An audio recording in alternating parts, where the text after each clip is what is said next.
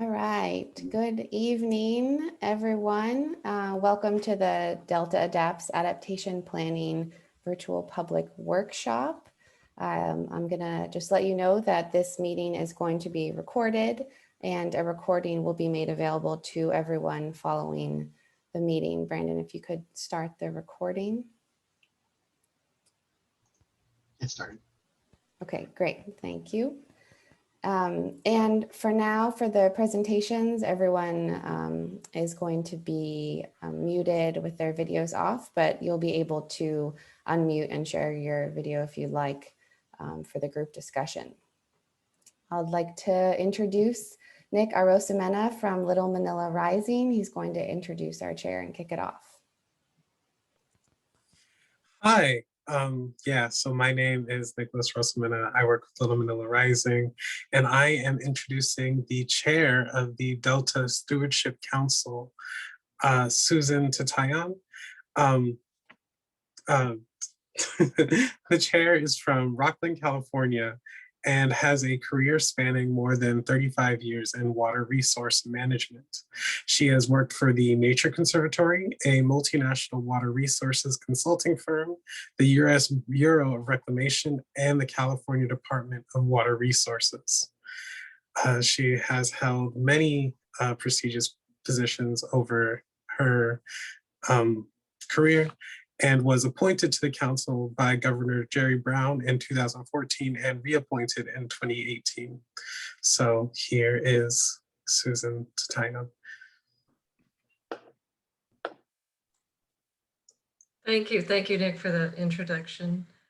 And welcome everyone. I'm glad I can be with you this afternoon.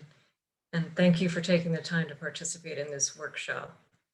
And thank you very much for your dedication in helping produce the Delta Adapts Vulnerability Assessment. It's a major milestone for us. I look forward to your continued engagement as we and the project team begin creating the framework for the Delta region's first ever climate adaptation plan. The approach the team is taking to develop this framework is based on findings from the vulnerability assessment and input from Delta stakeholders, including the Stakeholder Working Group, the Technical Advisory Committee, and stakeholder input from 2 public scoping sessions for the vulnerability assessment. As we develop the adaptation strategy, we hope to have more workshops like today's workshop, designed and carried out in partnership with community organizations. Workshops like these help the project team determine some of the best approaches for responding to the climate vulnerabilities identified in the Delta Adapts Vulnerability Assessment. So I want to take a minute to thank all of you and our community partners, fathers and families of San Joaquin, Little Manila Rising, Restore the Delta, and Third City Coalition. These organizations have been meeting with the council staff for more than a year to inform the council's community engagement process and plan this workshop and last February's workshop. We have also received important support in planning this workshop from Reinvent South Stockton Coalition, San Joaquin Council of Governments, and Substratum Systems. And we are also grateful to the young community leaders who will be presenting on behalf of the community organizations and sharing your experiences of flooding in the Stockton area and the San Joaquin County region.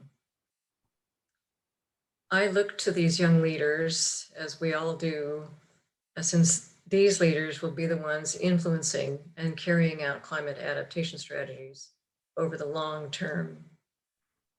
Thank you for being willing to help lead these important discussions and for being here to run this workshop with us. Thank you, Chair Tatayan and Nick. Also, I didn't introduce myself. I'm Morgan Chow. I'm a senior planner at the Delta Stewardship Council, and I'll be moderating and facilitating this evening. And I'll just quickly run through the agenda. Brandon, if you can pull that up, please.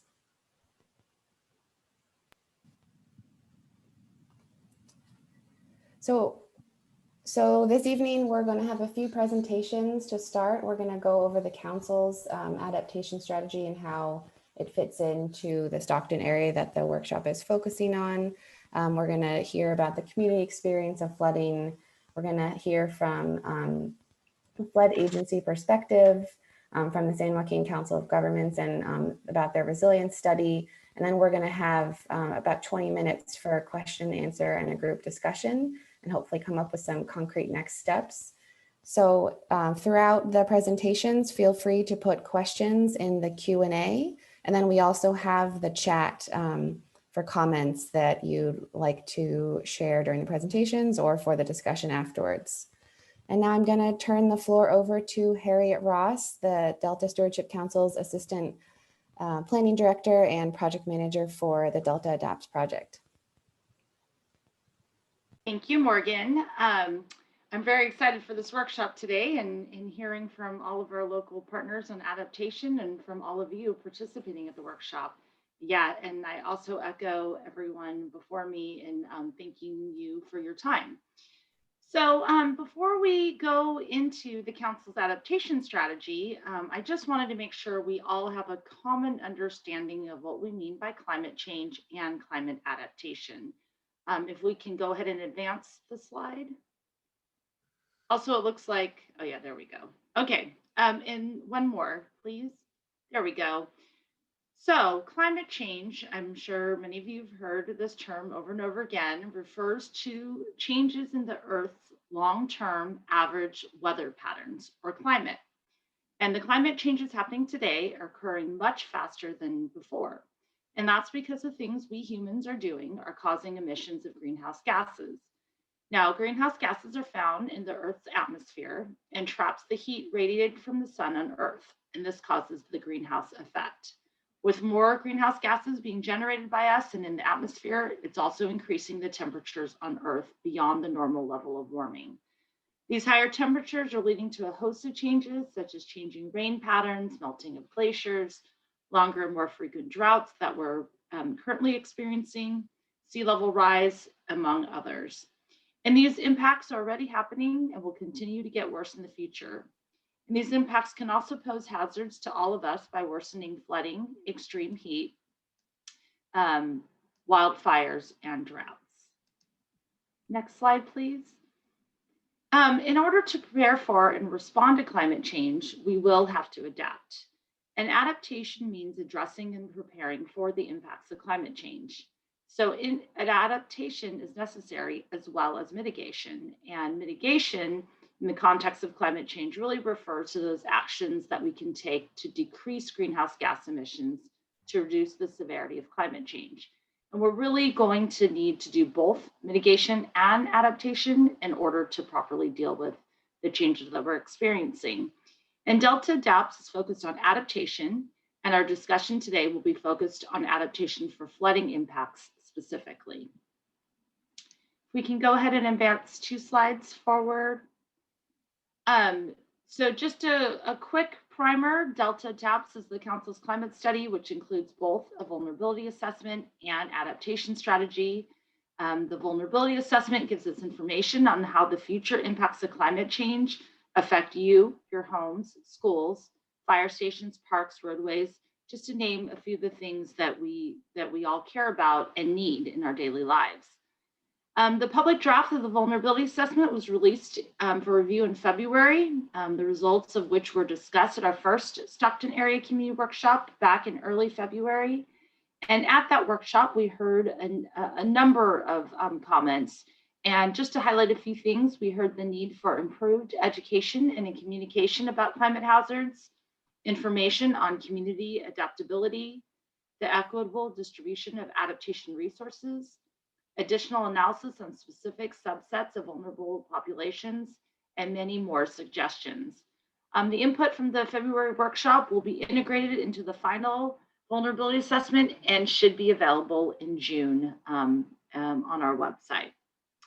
So the adaptation strategy part of Delta Adapts, as I mentioned, is a plan for how we'll respond to those impacts and build climate resilience in the Delta. We have just began preparing the adaptation strategy itself, and this is one of the first few workshops we're having dedicated to adaptation itself.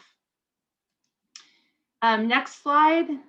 Just real quick, as a reminder, while the vulnerability assessment looked at several climate hazards, we recognize that the Stockton and San Joaquin County area experiences all of the hazards we've addressed in our vulnerability assessment. However, we've chosen, our planning committee has chosen to focus today's workshop on flood adaptation alone and the multiple benefits associated with good flood adaptation projects. Next slide, please. And also here's a quick refresher on the vulnerability assessment's flooding results for the San Joaquin County area for 2050. Our community partners will be diving this into much more detail. So I'm just going to give you a quick overview, which is essentially that by 2050, flooding will impact over 61,000 residents in the county, many of which live in high social vulnerable areas. And these areas we're defining as communities that are more sensitive to flooding impacts, but less able to respond to a flood event as easily. And many of the things we care or need have the potential to be exposed to flood. And so I want to note that these results are only for the portion of San Joaquin County that is within the legal delta, which is approximately 35% of the county and 50% of the city of Stockton. And this is because our study area was the legal delta where the council has authority. Next slide. So that was a quick background on climate vulnerabilities, and now we're ready to talk about adaptation, the main topic of our workshop.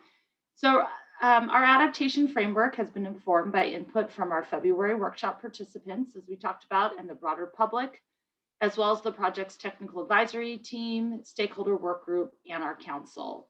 So generally, there's 3 components of the adaptation framework we're looking at right now. And the first is we're looking at policy changes related to adaptation that we here at the council may make.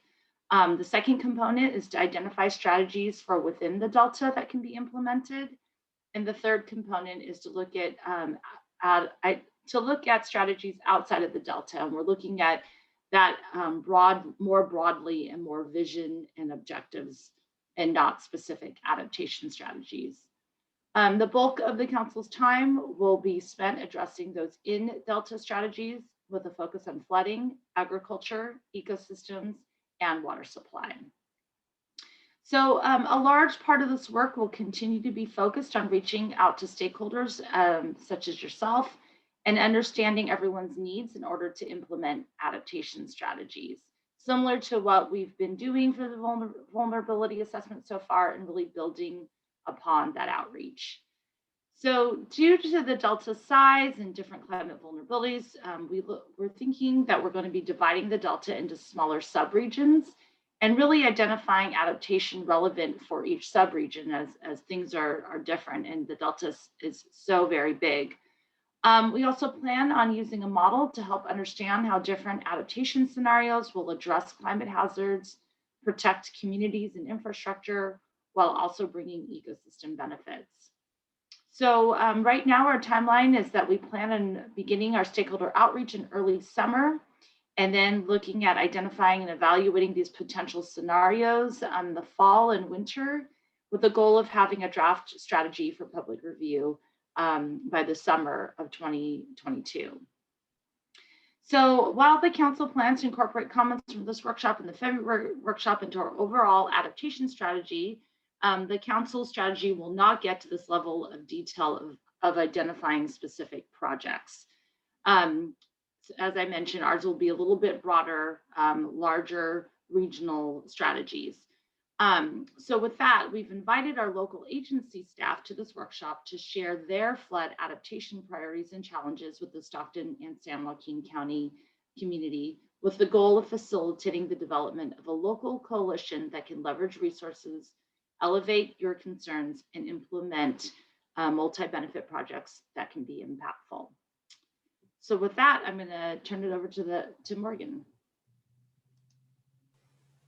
Thanks, Harriet. That was wonderful. A way for setting the scene for this workshop and how it fits into the council's strategy.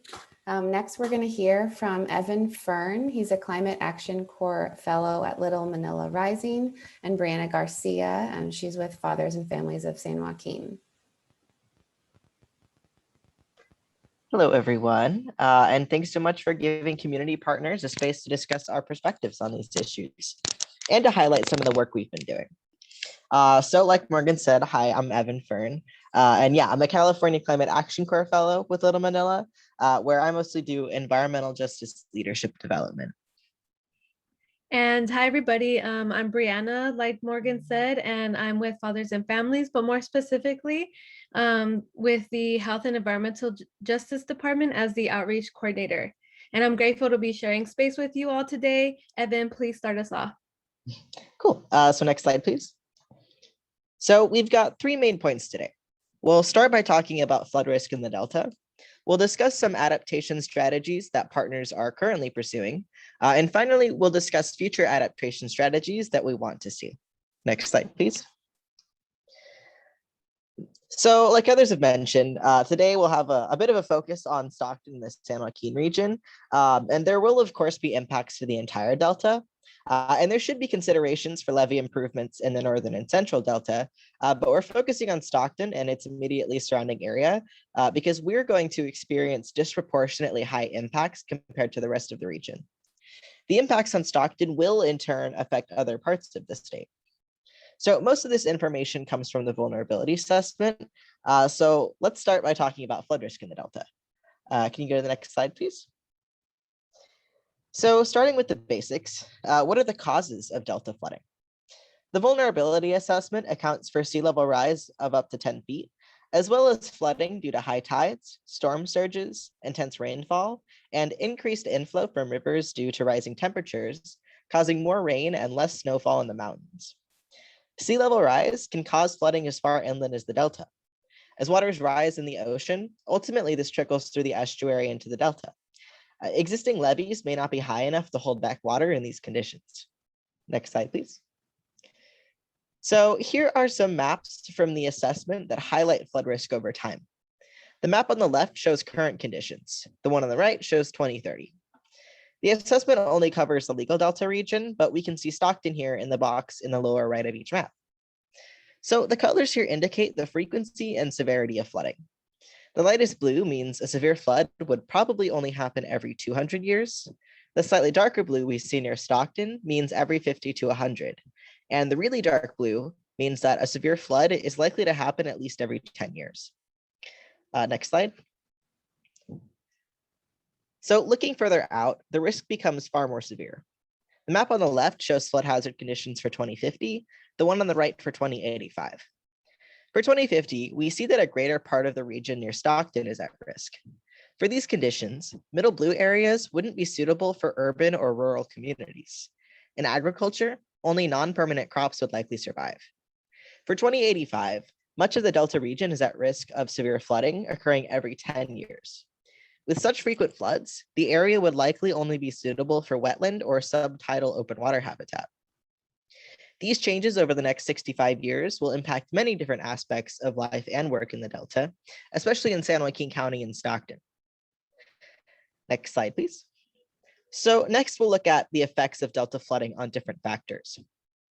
All Delta residents are vulnerable to climate hazards, but the effects won't be felt equally. Some are at higher risk due to social factors and occupational settings. For example, communities with lower levels of education and income may have less resources to prepare. Households that are linguistically isolated may not be as aware of flood risks or safety measures. And those who lack access to a vehicle may have more difficulty evacuating. Of all the cities affected by Delta flooding, Stockton will face the most extreme impacts, with nearly 56,000 people affected by 2085. Next slide, please.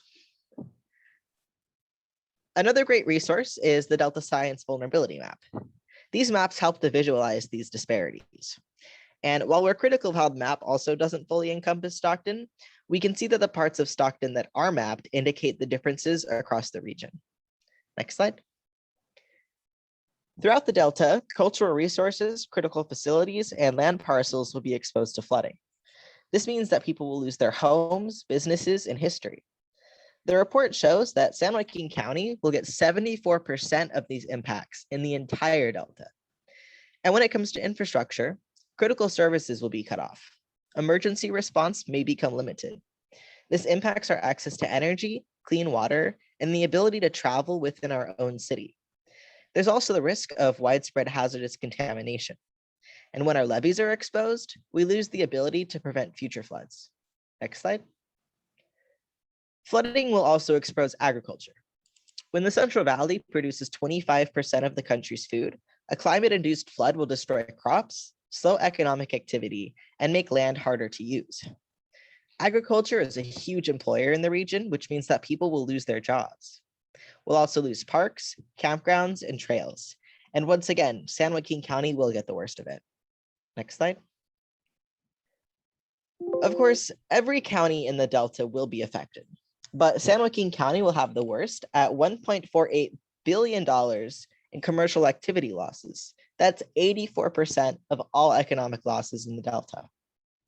We know that the heightened vulnerability in Stockton, particularly South Stockton, means that we'll face the worst impacts of climate-fueled flooding, and we need to be protected. This adaptation plan has the power to do that. Next slide, please. Thank you. So now that we have set the context for Delta flooding, we want to talk about community-based efforts on Delta adaptation strategies. Next slide. So at Fathers and Families, we are pushing to reverse the devastating impacts of redlining.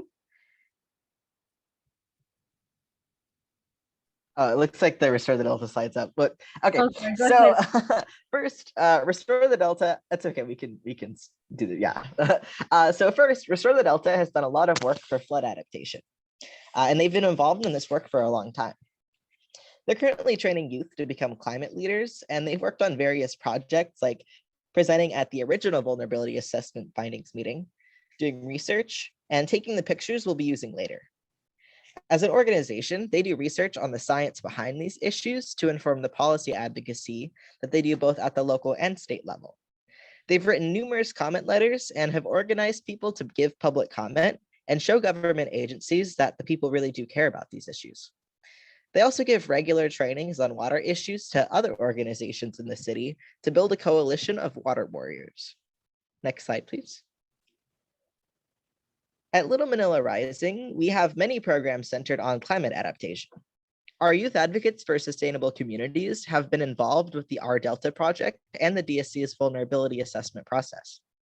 They've also received numerous trainings from Restore the Delta on water in the region. We also have a youth advocates for environmental justice cohort. They've been trained in things like redlining, air quality, and soon water. Between now and December, the cohort will host 10 workshops that engage and inform their South Stockton community. Another program of ours is DAWN, Decreasing Asthma Within Neighborhoods. We've been doing in-home asthma mitigation visits with families in South Stockton. This includes air filters, HVAC filters, asthma-safe cleaning supplies, and connecting people with community resources. Finally, we're in the process of setting up a community air monitoring system throughout the city. Our hope is to get a clearer picture of what air quality is like in different neighborhoods, and from the results, get the resources we need to combat pollution.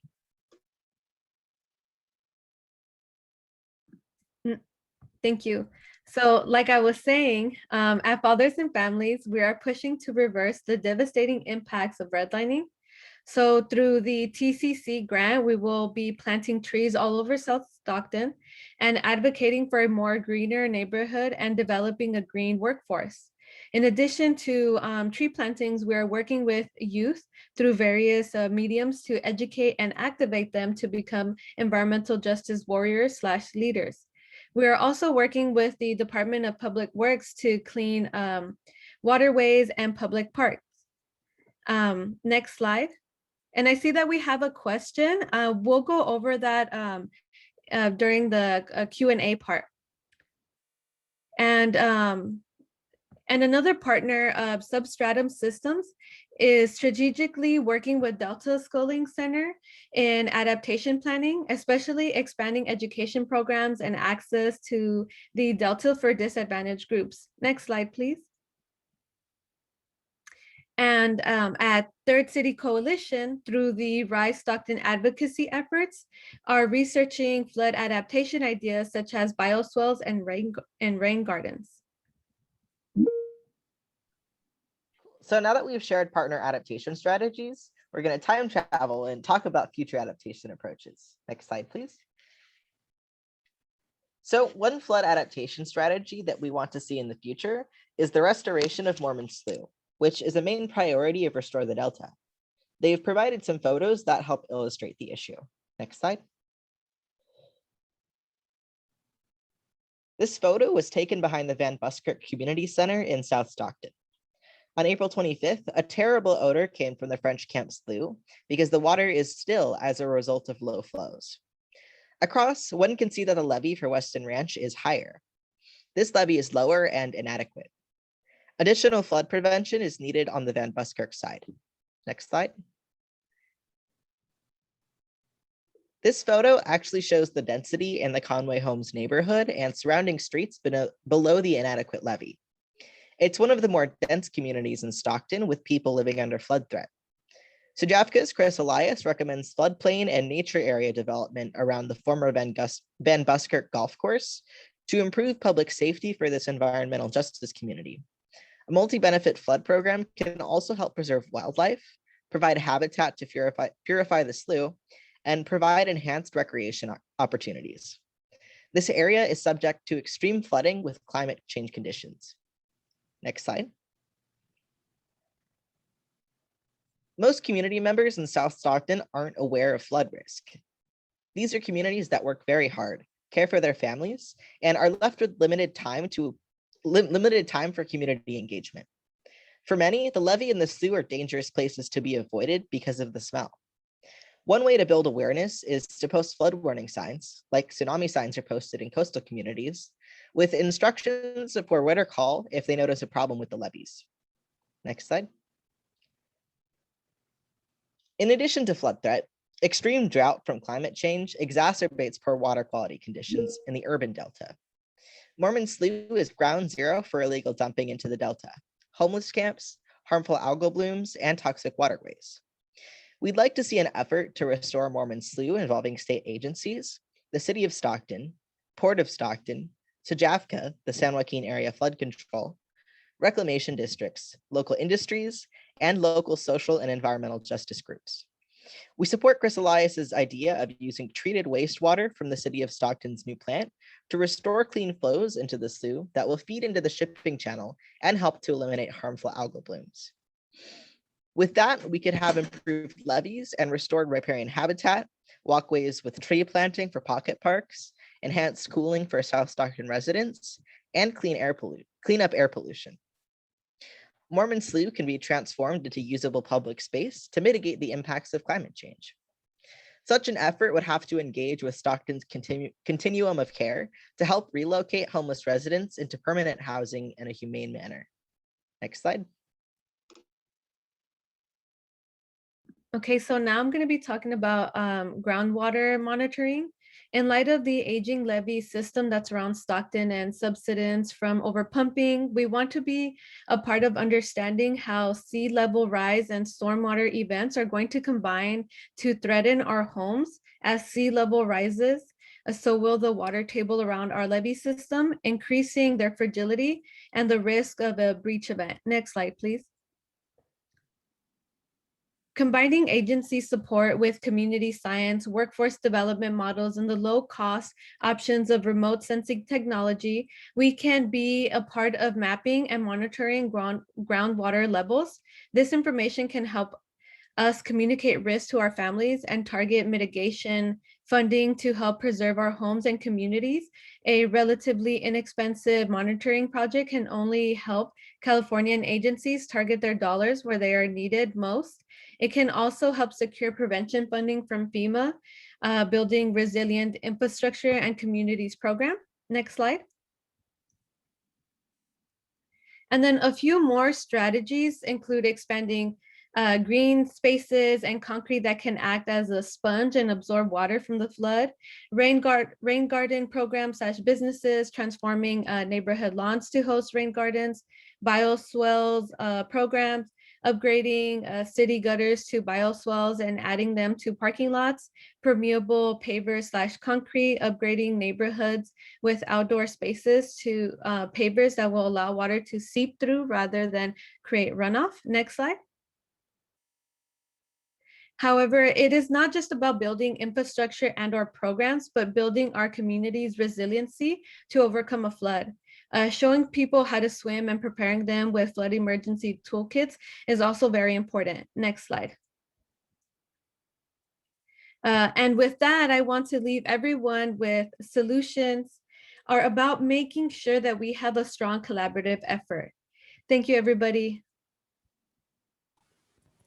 Thank you, Evan and Brianna. That was a really great overview of the flood context in San Joaquin County, as well as a lot of information, really good information on all the community partners' work. There's so much going on, and it's really cool to see the overlap and those concrete multi-benefit project examples. So thank you for that. Our next speaker, we're just going to move along. I recognize that people are starting to ask questions and raise their hands, so just hold tight. Keep putting things in Q&A and the chat if you like, and we'll get to them after our speakers. Our next speakers are Chris Elias, the Executive Director of the San Joaquin Area Flood Control Agency, and Rick Reinhardt. He's the Principal Engineer at MBK Engineers and the Engineer for the California Central Valley Flood Control Association, whom he is speaking on behalf of today. So Chris and Rick, I'll hand it over to you. Great, thank you, Morgan. Just in the, given the short amount of time that we have today, I'm gonna walk through the slides and then Chris will weigh in as appropriate and then assist with question and answers. Can you put the PowerPoint up, please?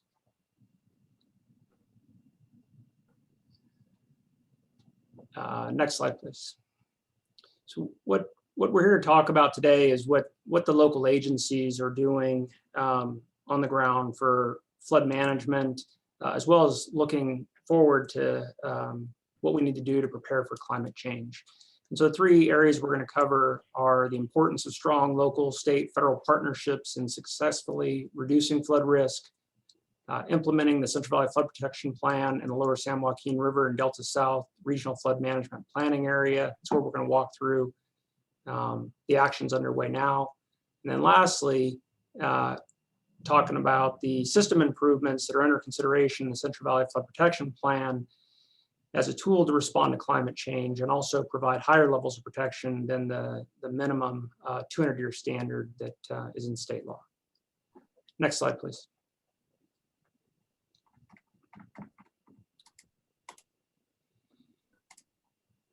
So I put up a list of some of the local agencies that have responsibility in flood management, the reclamation districts, the cities, the county, San Joaquin Area Flood Control Agency, the Resource Conservation District, but I also put non-governmental organizations on here. Increasingly, we're working with NGOs as our partners to help advance these projects. And I'm going to provide some examples on multi-benefit projects. We're working with environmental NGOs to implement those. I want to talk a little bit about the importance of a strong state, federal, local NGO partnership. Where we don't have this alignment, it's very obvious. If you look at projects where there's not a strong local partner that is either state, federal led, what you tend to see is implementation taking a very long period of time and it also being very costly. State and federal government don't have the same tools and financial flexibilities that a local partner has.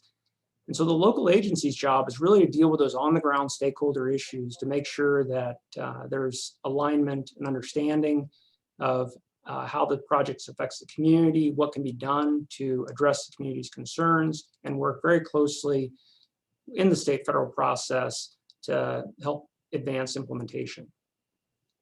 One of the primary funding sources for local agencies is property owner assessment. This poses a challenge for disadvantaged communities who don't tend to be able to generate the same level of funding needed for active local participation. One of the things that I'd like to leave you with in considering is coming up with a state grant program that provides funding for local communities that are economically disadvantaged so that they can have a stronger voice in participating in that state federal process. I want to talk specifically about how this ties in with the Delta Adapts report. Listening to the two previous presentations and reading the report, I don't know that the local actually I know the local agencies aren't aligned with that message that this is what's going to happen in 2050. I don't believe the science is that definitive. Just looking over the course of my 25-year career, the estimate of the 100-year flood before 1997 was higher than it is today. So the 100-year flow has actually gone down in 25 years. And that's not, I don't think that's because of climate change. It's because of some other factors, the methodology and how we calculate the 100-year day compared to then, as well as a relatively dry period of record since 1997. In looking at the work that DWR and the Central Valley Flood Protection Board have done in the 2017 update, it shows a whole range of outcomes. Everything from extreme increases that are going to be very difficult to manage, impossible to manage just with levee improvements, to actually decreases. This doesn't mean that, don't take my takeaway that climate change isn't a significant threat, only that we've got another 3, 5, 7 years of science to really understand what size flood event do we need to be designing for. And so we need to be doing planning. We need to acquire real estate to provide for expansion of these facilities. But it's going to take a concerted effort of the local, state, federal partners to raise the kind of money to manage the potential outcomes we're seeing. And I think that's maybe what the biggest ask for from the flood control agencies in this area is that we align our communication to the public on talking about the risk factors that climate change poses, not in a definitive terms of what is going to happen, but this wide range of potential outcomes, all of which are scary. And they have different implications for flood and agriculture and water supply, and all of them are bad. And so working together, if we can form a common communication on what flood risk is going to pose, make sure that we're sharing data on the projects that have been built so that when you're modeling performance of the system, that you include the improvements that SJCOG has made and some of the other districts have made so that you're not mischaracterizing it based on a misunderstanding of what's on the ground today as compared to what might have been there 5 years ago. That's our ask for this partnership. Can you go to the next slide, please? So there's a lot underway in this region for reducing flood risk to meet both FEMA's 100-year standard as well as the state's 200-year standard.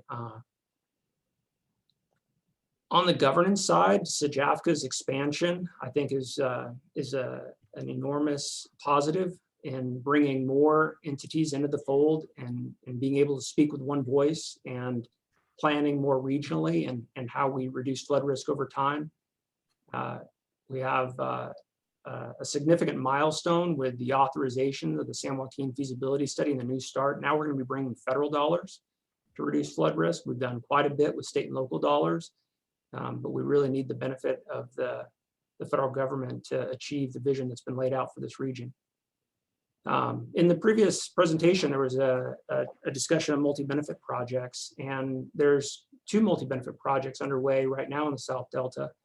There's a partnership with San Joaquin, RCD, SJCOG, River Islands, and American Rivers to advance the expansion of the Paradise Cut. I'll talk about that in the next slide. And then there's another partnership with American Rivers, River Partners, River Islands to restore habitat along the San Joaquin River to create seasonally inundated floodplain and habitat on Old River and Paradise Cut. As I think all of you know that have been out there, the San Joaquin River is heavily degraded. There is great opportunities with these projects that expand the floodway to restore the riparian corridor to the benefit of salmon, and it's also provides a recreation amenity, a visual amenity.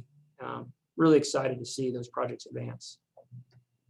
For the urban areas, Reclamation District 2062 River Islands has completed construction of their 200-year levee system. They're in the process now of going through their findings that they have 200-year protection. The Smith Canal project is in construction to protect Stockton.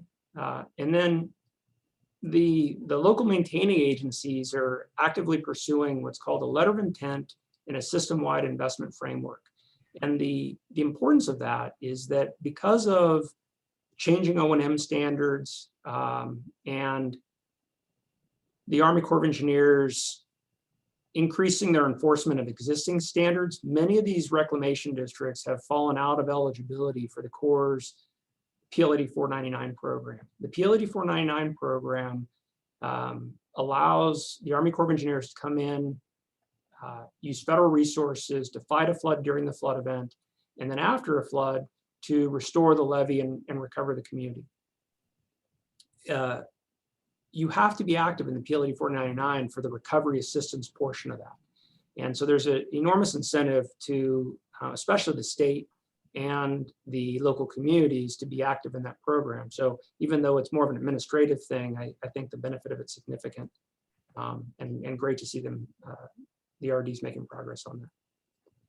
Next slide, please.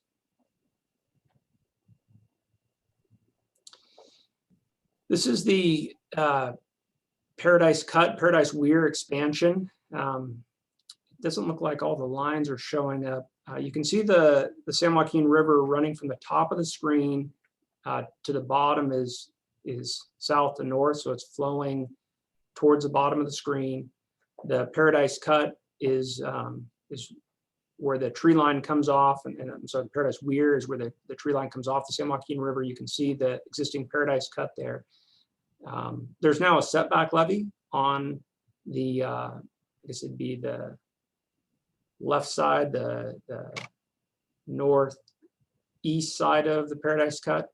The idea is to expand this so that more flood flows will siphon off of the San Joaquin River, and it'll lower flood stages as those flood flows go through Stockton. So it would benefit Lathrop, Stockton. It's our first in line system improvement that will be a tool to helping us adapt to climate change. Next slide, please. Oh, there they go. Sorry, didn't realize that the button came up to show that. So there's the existing weir and there's the existing Paradise Cut area, and it shows the expanded area to the top of the screen. Next slide, please. So the last area I want to talk about is it's great to see the Delta Stewardship Council looking at flood risk, planning for flood risk, but there's overlap with the effort by the Central Valley Flood Protection Plan and, I'm sorry, Central Valley Flood Protection Board, and what DWR is doing with the Central Valley Flood Protection Plan. The 2017 update to the Central Valley Flood Protection Plan recommended improvements to achieve 200-year in Stockton, Lathrop, Manteca. It recommended widening of the Paradise Cut in Weir. It includes a number of other projects in the floodplains, but if we're really going to manage the type of potential increases in flood flows that are possible, we've got to look to the reservoirs. Next slide, please. This graph shows the reservoirs on the San Joaquin system and shows their ability to pass the 1 and 200-year event and the 200-year event with one of the climate change scenarios. And what you can see is that on the Tuolumne and the upper San Joaquin, they can't control a 100-year event today. The Merced and Calaveras can barely contain a 200-year event. New Melones has a little more storage area, has a little more capability, but all the reservoirs lack the capacity to pass a 200-year event or a 100-year event with the, pass a 200-year event under the climate change scenarios with the existing systems that are in place. Next slide, please. So this slide shows the flood storage and as compared to the total storage. So reservoirs include their largely water supply reservoirs, and a portion of it during the flood season is vacated, and that's the flood storage space. And so, for example, in New Hogan, total reservoir capacity is 317,000 acre feet. So it's drawn down a minimum of 165,000 acre feet to allow absorption of those floodways as they come through the system. And then put the downstream channel capacity on here. For reference, on the American River, the channel capacity is 160,000 cubic feet per second. On the Yuba River, the channel capacity is 180,000 cubic feet per second, much larger capacities and in the channels downstream. And so as you look to modify the reservoirs, the projects that are moving forward right now are taking our existing infrastructure and retrofitting it to better enable them to operate based on forecast. So right now, on New Bullards Bar Reservoir, you can see a forecasted flood event coming in. You know it's going to exceed what the capacity is, but because the outlets are so high on the dam, physically high on the dam, you can only draw the reservoir down so far. You can only create so much space. So in the case of like Folsom Dam, they've done that. They built lower level outlets so that they can operate based on that forecast. They can draw the reservoir down.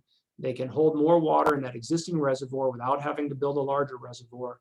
And they can release it with what the capacity is downstream. Well, the problem in trying to apply that to this system is we don't have that same downstream capacity. So if we're going to look at modifying these reservoirs, exploring opportunities for increased low-level outlet capacities, we've also got to look at that downstream channel capacity.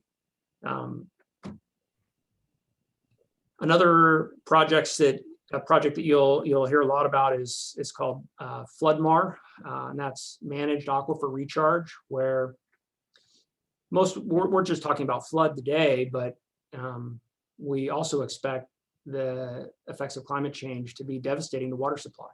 In the San Joaquin system, the largest reservoir is the snowpack. And if we're losing that snowpack to climate change, we're going to need ways to capture more of that water. Well, what the FloodMar projects do is seek to take water out of the reservoirs when we have more water, when we're in high flow conditions, and put it in the ground. The previous speaker talked about subsidence being concerned. This is an opportunity for us to better manage our surface and groundwater in an integrated fashion. And so there's, I know Merced Irrigation District is advancing a project, a FloodMar project. Sacramento Flood Control Agency is advancing a FloodMar project on the American River watershed. Really thoughtful planning and how you not just develop multi-benefit projects in this, habitat recreation flood control context, but also have a water supply element to it. Hey, Chris, or sorry, Rick, sorry to cut you off, but if you could wrap it up, we just need to save some time for our next presenter. Yeah, I think I'm done. I think that was my last slide. Yeah, that's perfect timing. Sorry to cut you off. Thank you so much for the presentation. That was a lot of information on just aligning communication around floods and sharing data and some more really good examples of multi-benefit projects. So I'll recognize I see some comments and questions coming in for the discussion. We have one more presenter. We have Ashley Goldlist from the San Joaquin Council of Governments. She's going to give an overview of their resilience study that they recently completed. Thanks, Ashley. Good evening, everyone. My name is Ashley Goldlist, and I work for the San Joaquin Council of Governments, and I will be presenting SJCOG's findings and strategies of flooding from a transportation perspective. Next slide, please. So as I mentioned, I work for the San Joaquin Council of Governments, SJCOG for short. We are a metropolitan planning organization and regional transportation planning agency, and we're responsible for planning, coordinating, and overseeing state and federal programs that fund the transportation system. We work with community and local governments to provide a network for coordinated regional action. And we address issues like regional planning, air pollution control, and obviously transportation. Next slide, please.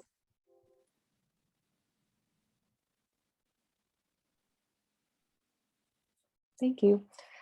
So our phase 1 of our climate resiliency study is the Adaptation and Resiliency Study project. So I want to start by defining that climate resilience is the ability to prepare for and respond to hazardous events and trends related to the climate. Improving climate resiliency involves determining how climate change will create or change current climate-related risks and taking steps to better address the risks. SJCOG's Climate Adaptation and Resiliency Study, Phase 1, examined the vulnerability of the San Joaquin County transportation system to sea level rise, flooding, extreme precipitation, wildfire, extreme heat, and drought. The overall goal of the project was to consider how to improve the resiliency of the transportation system in the face of climate change. And when I say the transportation system, that includes, but is not limited to, trains, buses, walking and biking, vehicles, and the systems that support them. I think maybe next slide, please. So the project began with identifying important assets for a resilient transportation system. We examined bus routes, rail yards, trucking, transit access for rural and urban disadvantaged populations, evacuation routes, the Stockton Airport, and the Port of Stockton. Next slide, please. So we looked at how these transportation assets would be impacted by each climate stressor using the best available greenhouse gas emission projections and climate change data. Transportation assets were evaluated by exposure to the impact, sensitivity of the assets, the adaptability of the assets, and the effects of the disruption to the community. And the study team reviewed the list of the most vulnerable assets and evaluated whether plans and strategies are in place currently to address some of these vulnerabilities in the future. While some of the following projections may seem severe, I want to preface that there is still time to prepare for these climate issues by adapting and fortifying infrastructure and developing the strategies to prepare for them. For sea level rise, I think we've heard that the San Francisco Bay is expected to increase by 1 to 3 feet. And this is also expected to increase the volume of the San Joaquin River. This could damage the delta levees and flood evacuation routes. And our report projected that there will be 25% more 100-year storms, and that storm intensity will increase from 3 to 19%. This can impact bridges by decreasing the clearance needed for boats to pass through, and it can erode the earth that supports the bridges and the railways. As the delta water levels rise, there is potential to overwhelm drainage systems on the roads that are adjacent to the delta. The frequency and intensity of wildfire is also expected to increase throughout most of California over the next couple of decades. This is actually due in part to frequent intervals of flooding, which creates fuel from vegetation growth. And for extreme heat, our projections showed that the number of extreme heat days, which are over 101.3, will reach an average of 22 times per year, up from 4 days a year currently. And the frequency of a drought in California and San Joaquin County will increase, and recent studies suggested an increasing likelihood of a mega drought. Next slide, please. This slide shows how different climate stressors can impact transportation assets. Extreme rain events can lead to flash flooding and washouts, as well as structural damage to transportation assets, including roads, bridges, railways, runways, and port docks. Drought can lead to drying of wetlands, which can lead to cracking and splitting of asphalt. Extreme heat can cause train delays, overheating of buses, and unhealthy conditions for passengers who may have to wait for the bus in the heat or in the flooding. And wildfires can lead to temporary road closures, damaged traffic lights and signage, reduced visibility, and inhibited evacuation. Next slide, please.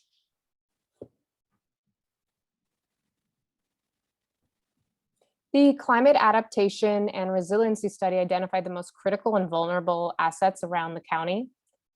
The report found that SR 99 through Lodi is within the 500-year floodplain, and it contains a busy bus corridor and evacuation corridor that are already operating at a deficient level of service. In South Stockton, on South El Dorado Street, South Airport Way, South Wilson Way, SR 99 and I-5, they contain neighborhoods with a higher percentage of communities that don't have access to a vehicle, and they rely upon public transportation for mobility. And these neighborhoods are within the 100-year floodplain, and many of dozens or more of them are within the 500-year floodplain. The Stockton Airport runways are also located within the 100-year floodplain, and interruptions due to flooding pose a serious economic risk, as timely delivery is important to logistics and Amazon's business. And the Stockton Y, it's currently mapped in the 500-year floodplain in an area with levees that may offer some level of protection, but the levees are not accredited for 500-year protection. Next slide, please. The study concluded with recommendations to focus on climate impacts to the transit system, integrate climate resiliency into all road improvement projects, and plan for public safety power shutoffs that we all experienced last summer. Next slide, please. So to make future-oriented decisions, we need climate projections and data, staff to implement strategies, and additional community resources or support, especially for disadvantaged communities. And this leads us to phase 2, which we are currently working on, of our climate resiliency project. Next slide, please.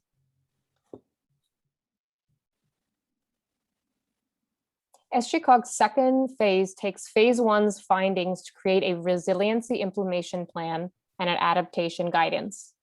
The guide seeks to develop actionable solutions and recommendations to address climate impacts to the transportation system. Next slide, please. The goals of the second phase are creating a shared understanding of adaptation planning in San Joaquin County, ensuring disadvantaged communities' needs are met, providing tools for local and regional adaptation efforts, strengthening existing collaboration in the county, providing countywide leadership, technical assistance and guidance, and ensuring local leaders have what they need to plan for climate change and the impacts on the transportation network. Next slide, please. We recently completed a draft needs assessment. The assessment involved community and stakeholder engagement through online surveys and interviews that were conducted from January through March. This process allows us to understand regional needs and barriers in addressing climate impacts to the transportation system, and it's going to inform the final regional resiliency plan and adaptation guidance. From the needs assessment, the following transportation assets and areas were identified: levees, train derailments, mudslides, bridge and intense storms, Interstate 5 and 205. Impact areas we heard from stakeholders are near the Calaveras River in Stockton, near the San Joaquin River, the Mossdale Tract, including portions of Lathrop, Manteca, Stockton, and San Joaquin County. And there were many concerns about delta flooding from the San Joaquin and Sacramento rivers related to flood impacts of disadvantaged communities and evacuation of critical routes. Next slide, please. The assessment included recommendations to address flooding. Some of them are levee improvements, multiple public survey respondents expressed concern in maintaining and improving the levy system.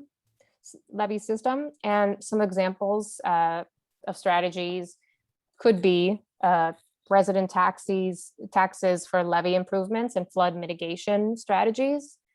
Also securing county funding for flood protections and levee improvements in specific communities. And also a summary of best practices. So a summary of best practices would be helpful if it includes specific tools to address climate change. You know, maybe that's through zoning code updates and policies on both the regional level, the county level, local level. And we also want to create a platform or a clearinghouse for climate change information and best practices for adaptation. And specific to South Stockton, we want to identify flood impacts to the roadways, which may be a reoccurring issue due to a lack of investment in infrastructure in South Stockton, which goes back to the redlining that I think Little Manila Rising was talking about earlier. And next slide, please. We are expecting to conclude this study in the summer. I also have links to the first phase and as well as to the needs assessment. And I would love to answer any questions or comments. Thank you. Thank you so much, Ashley. That was a really great overview of the transportation specific impacts from climate hazards, and also really cool to see those initial results from the needs assessment and hear your next steps. So those are all our presenters. If we'll just give everyone a minute to take a stretch, have a sip of water, bio break. We're going to start our group discussion in just about a minute. And for participants, if questions have come up, I've seen a few so far, but feel free to put a question in the Q&A, and you can also raise your hand and we'll call on you. And then Brandon, can you share the slide for participation logistics, and we'll start in just about a minute.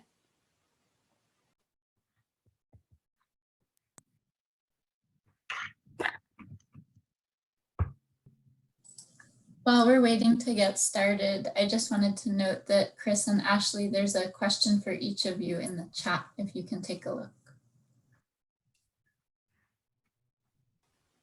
Thanks, Avery.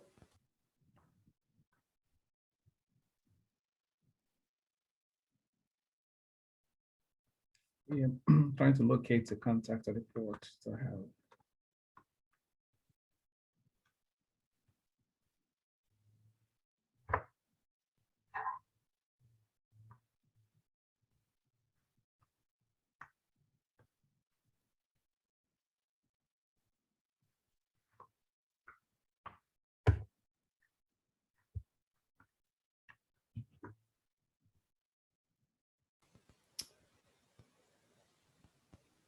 Okay, hopefully people will start, if they did leave, will start coming back to join us for the discussion. We have about 20 minutes, and I'll just see if there are any questions for our presenters. I see Carol asked if we'll be recording it. Yes, we are recording, and we will share a link to the recording. And as questions are coming in, I saw Barbara had a few comments directed to Rick and Chris about flood storage. And so I guess sort of a summary question for Rick and Chris. What are the differences in storage capacity between looking at upstream floodplain restoration, which many of the presentations touched on, versus expanding reservoirs? Let me start by saying that the San Joaquin system, levee system, was designed to pass a 50-year event. And so in a 200-year flood event, the vast majority of upstream levees are already overtopped and the land behind it flooded. There are some opportunities for improving floodplain storage, but they're a drop in the bucket in looking at some of the more extreme levels of what might happen under the climate change scenarios. And so there's really limited opportunity. in the San Joaquin system. Sacramento system is much different. There are opportunities on the Sacramento system, but the San Joaquin, I don't think we have any choice but to have a very difficult discussion around the reservoir system and how we modify it over time to adapt to climate change. Chris, is there anything you'd add to that? I think you're muted, Chris. Thank you. First, let me thank Rick for the excellent presentation he made earlier, because I think it touched on a whole host of things that could take, each slide that he presented could take half a day just discussing each one, but he really packed a lot of information into very few slides.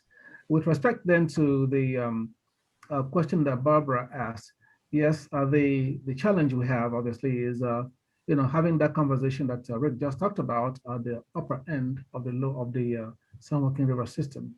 And some of those opportunities we have there, basically we're talking about, landowners and then who have been in farming, and then also corporate ag lands that are also owned that depend on a lot of, water resources or some water rights allocation that go back hundreds of years, that when it starts touching on any of those things, then it begins to generate a lot of controversy.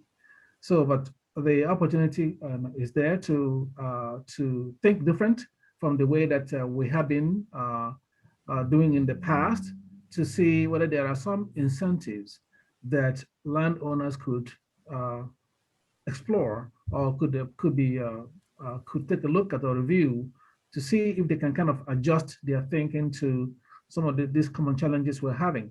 Because ultimately, if we get the kind of flooding that is being projected, no one is safe.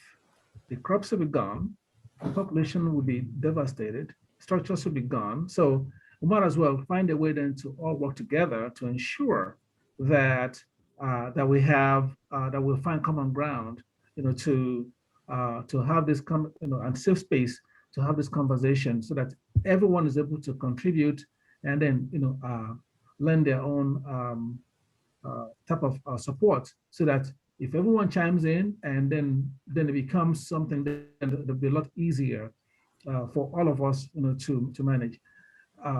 But whatever happens upstream, we are the people who are the bottom part of the river system, are the most vulnerable. And like we were saying, so we have a vested interest in making sure that we'll bring the people upstream to the table, to have really constructive conversation and find ways to collaborate and find solutions that will help them, but also help us in the process.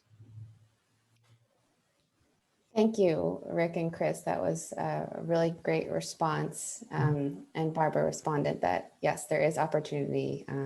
Thank you both for answering. And just thinking about collaboration and getting everyone a seat at the table. Sylvia Perez had asked a question, and somebody else asked just about how residents can get involved, specifically in Conway Homes, the Tat School areas, and Van Buskirk Lakes.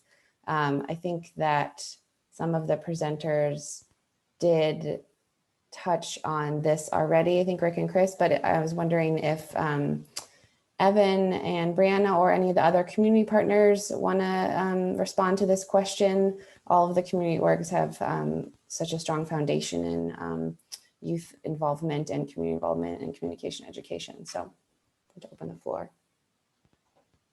Yeah, I mean, I think most specifically for like Van Buskirk and flood things like that, we got a lot of that information from Restore the Delta, so they might be able to answer that one more specifically. But I think generally, I feel like I think that in terms of like ways to get involved, it's always really helpful to follow the organizations that are doing the work, either like looking at their websites or following them on social media, or like signing up for their newsletters. I think from there, that's a really helpful way to get like information on the different projects that orgs are working on, so that you can get an idea of, where you're able to spend your time and help out. Yeah, and Evan, you and your team did a terrific job with the presentation. I may also chime in that, yes, what you suggested is a great way to get involved, but there are also other ways I'd like to suggest, and I think Barbara has been working on this too for some time. you have a new council member, for instance, who represents that area. Her name is Council Member Kimberly Walmsley, and she is a great champion to work with. My thinking is that since that area is in her district, and now the city is looking at repurposing that park for public use, whether that could be like periodic information sharing with the community through her office, so that then it would be a focused conversation where the city staff can come and present information on the stages on the milestones that they have set out on how to improve the park for the next few years. So the city has already issued a contract to a design firm, and I think it would be good for residents to work with a council member to have the city staff and the consulting firm to hold a workshop for the community so they know where things stand, where things are going, and what opportunities are to incorporate some of the ideas, the bright ideas you had in your presentation, to ensure that the community now will be protected with those additional improvements. That's a fantastic asset right there that will bring about opportunity for a whole host of things you mentioned, from setback levies to recreation opportunities to having bike opportunities, recreation, et cetera, et cetera. And in fact, also education, bringing the people close to the river and then livening up the river so that it is a welcoming destination rather than one that everyone wants to kind of turn their back to. Oh, go ahead, Ashley. It looked like If you were I trying can to speak. speak for SJCOG, I would say that stakeholder engagement is critical to all of our projects. It's a big part of every one of them. And so for the needs assessment that I talked about in my presentation, we had interviews with different agencies and nonprofits, and also we had a survey up for people to respond to. And I think what I was saying in my presentation was that needs assessment based on the nonprofits and people who responded, saying what they're seeing, what they're experiencing, what their barriers are, that's going to inform our entire deliverable. And there's a lot of opportunities to engage with these firms. So for us, you can, on our website, if you're interested in a specific project, we have our contact info there. And if you follow people or follow the organizations online, they, most of them, I think also you guys do as well, they post updates of, where they're at in a project, and, oh, we're looking for your opinion and feedback. And it really does have a big effect on the directions and recommendations of projects. Like, we do long range transportation planning, and it's guided by the residents, people who live there and who are using the transportation.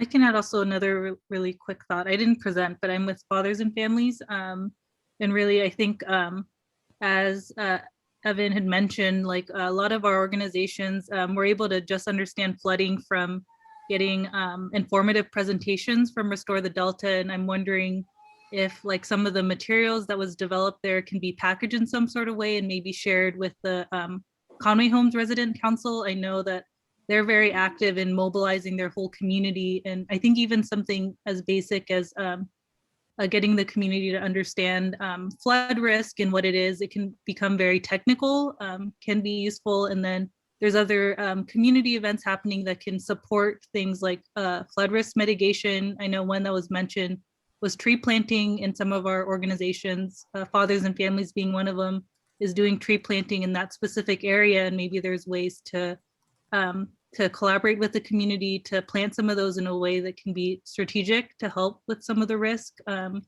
I think definitely maybe those are some things that can support. And right now there's like a lot of community engagement activities happening in South Stockton with transformative climate communities and AB 617. And those are like funding, especially AB 617 right now, that might be able to help meet some of the benefits on flood risk at the same time as the climate change adaptation that they're trying to do as well. So those are just some other things to add. Thanks, Irene. Those are a lot of really good ideas. Brianna, did you have something you wanted to add? I saw you looking like you were trying to speak earlier. Oh yes, thank you, Morgan. Yeah, just kind of along the same things that Irene was saying, and like in addition, like to that, just I guess like for myself, like with doing outreach and like making sure that like information is accessible to people, I think that one thing that like I've been having to really think about and consider is language barriers, and how someone like who is sorry, was there somebody else who was going to say something? Okay, I'll just keep going and just really quickly that like language barriers, because like I think that Spanish speaking communities or people who speak Hmong or Mandarin like are interested and want to get involved with like environmental justice efforts, but don't like but like we're missing like the language connection in order to like bring those two together. So I don't know, just like something to keep in mind, like when we want to like as organizations make sure that this information is widely accessible, to also think about like, well, how like how's this information like digestible to some folks, and like what can be like some barriers. So like language, one of them for me. And that's it. Yeah, thank you for bringing that up, Brianna. I know that you and Evan mentioned linguistic isolation just being a big factor in the social vulnerability of this area, and also not just language, but also I like how you said just thinking about the information and making it digestible is a really good point. And I'm wondering if other speakers or others have thoughts on other barriers to participation, engagement, and action around these multi-benefit projects. And I'll also just remind folks that I see Barbara, you have your hand raised, and I'll just remind everyone also that please feel free to raise your hand. If you're on the phone, you can press *9 and then *6 to unmute when we call on you. And then you can also put questions in the Q&A or comments in the chat. Barbara, did you want to address that? Yeah, I just wanted to pipe in. I mean, we started doing the outreach and training with groups because we wanted to hit community leaders first. And it's been an investment of time for us. Councilmember Wormsley next week is going to ask for the study session at the next council meeting, which we're really excited about.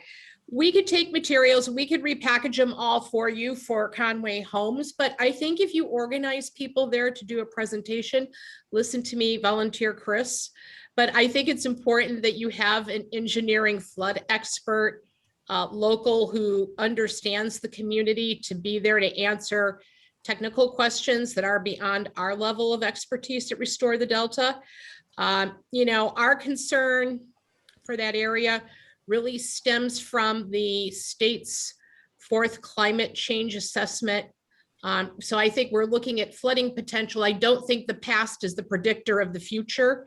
In this case, I think our engineers have done a great job with the past as we've understood it and as we've known it. I think we're looking at something different in the future. And we can work with you all and get help where we can for translation of services as well.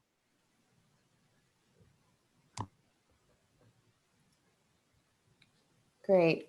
Thank you, Barbara. I think we have a lot of next steps that are being outlined. I can also mention, the technological barriers, people's abilities to use different programs, access to internet, access to a computer or phone. That can be a barrier to joining the conversations. Also, the timing of the events. I think some people, right now is an in-between time, but some people are working, night jobs or things like that don't allow them to join, and they have valuable input to say. I know for SJCOG, we have a translator that translates the surveys, survey questions, things like that, and everything we put out so that it's accessible. But the point earlier about, to all those other different languages, that's critical too. Yeah, that's a really good point. I mean, we're all here on Zoom, which is pretty user-friendly, but I mean, you need a lot of technology, and just getting set up can be quite a barrier and a hurdle. So thank you for bringing that up. Just looking to see if anyone has any other, someone unmute. I hear somebody. Go ahead. Maybe that wasn't intentional. We have a few more minutes, and I'm just interested to hear from our panelists what other ideas of how this group, local agencies and community partners can work together. I mean, we have ideas for projects, but also just thinking like how, like functionally, there was some talk about like, and engaging the community, talk about following each other on social media. There was an idea for a future city workshop. If anyone had any of their thoughts they wanted to share. So the kind of chime in, Morgan, just very briefly. So the Restore Delta RTD has doing a terrific job creating and really developing this fellowship program, with young adults and future leaders, really who are really taking this and really showing their passion and showing how this connect and impact their community. And I really applaud them for that. One of the announcements earlier on was from Ms. Ross, was that the council, Delta Stewardship Council, will be coming to some conclusion about this adaptation, assessment and adaptation policy in June. So then I think it would be great to have an opportunity for this community, the fellows, to actually make a presentation to the council so they can hopefully accept some of the recommendations coming from the team, make it a part of the final report that will come out. I don't know to what extent or what form it would take, but it's certainly something I think that would help to energize the council members, seeing how the young adults are really getting involved. That's first. And second, then is also we're right now in May. The state tends to adopt its budget between around now about June. And I'm thinking one of the ideas that that Rick recommended during his talk was whether there was a way to carve out small grants, if you will, for disadvantaged communities to help not only in terms of education, but also with respect to the being able to develop their own some kind of their own cost share, for projects that improve their community. And then finally, then with respect then to the council's meeting in June, is it possible to translate some of the great presentation we just had here today, particularly the one from Ms. Ross, into those multiple languages that can be shared? It doesn't have to be in detail, but to let them know about the impending threat that we all face as a community from the threat of climate change and all the various facets of it, from extreme heat to extreme flooding and all that, and then the potential impact on the infrastructure as a whole. Is that possible? Is that something that the Stewardship Council can do as well? Does it have the money within its budget? Because this is a partnership thing, and to the extent then that we can leverage the kind of network that the RTD has provided here today, I think that would be a good way to kind of reach like the Conway Homes and other groups within the area that have multiple language outlets. Just a thought. Yeah, thank you, Chris, for that. And I'm not sure if Harriet, if you want to address that or not, but I know that at the current moment, the council doesn't have translation capabilities, but it is definitely something that we are working on and talking about. So Harriet, I don't know if you wanted to add anything. Yeah, that's exactly it. We've, yeah, Chris, we've obviously been working with our community partners for over a year, and we've have heard that comment over and over again, and it's just taking us a bit to get there. So we are trying. We understand it is also our goal to get our materials translated. We just have not been quite successful yet, and we hope to get there soon. Okay, well, we're coming up at 5:30. I see, I think, Rick, you have your hand up, and then I also see that Nate has a question, and then we're going to take a group photo. So stick around. Rick, did you have something to add? Yeah, I was just going to make a quick comment that one way that community members can help out is to raise awareness for flood risk, and specifically contact your state legislative representatives. We have struggled, the Flood Control Association has struggled to get adequate funding for flood management.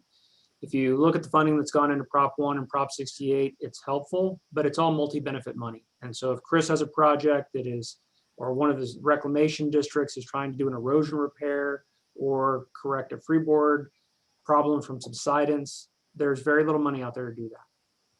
There is enormous demand for the existing system, let alone planning for a changing climate. So encourage you to raise awareness to the need for state funding for flood management. Thank you. Yeah, thank you, Rick. That's a really good point. Nate, you want to ask your question? Yeah, thanks. Sorry, I can never find the raise hand thing. So one of the things I really enjoyed about today is it's county and state agencies, and from the sounds of it, all of you are working on your own adaptation plans. And I've noticed that each of you has your own insight into what you have observed and solutions that you've come up with about that. And I thought that was really great. And it makes a ton of sense because each of you have your own respective expertise, that sort of thing. I was wondering, when it comes to community engagement, is there any value to the thought of having agencies like yours collaborate on that engagement? Given that you're all working towards the same ends and looking for the same answers to some degree, I just wanted to see if that's a valid thing. I know that something in community engagement that becomes an issue is they refer to it as survey fatigue. If you have 3 different agencies that are all asking you to attend something, what's this on? Oh, we're making an adaptation for flood planning. Great, I was just at that last week. It can lead to a lot of confusion and just fatigue in general in the community. So I'm just kind of throwing this idea out there to chew on. Like, what would be the value of 3 agencies like yours to collaborate on an adaptation plan? And if you could do that, the idea that it might be more beneficial for the community. Yeah. Sorry, let me just real quick before Nate. No, it is a valid point. Outreach or engagement fatigue is a real thing, especially in this COVID world of virtual Zoom calls after Zoom calls. We have tried to partner with other local agencies that, you know, the biggest problem really is timing. Not everyone is doing their work at the same time. We did, however, have a joint climate change workshop just last week with the city of West Sacramento. So we are partnering with others where we can and where the timing works out. Thank you, Harriet, and thanks, Nate, for bringing that up. Okay, well, we are just about at the end of our time, and we would love to, we had a great turnout, and we love, for those that are comfortable, to take a group photo. We're working on getting everyone to be able to share their video. So we're switching the controls. So we're not kicking you out of the meeting.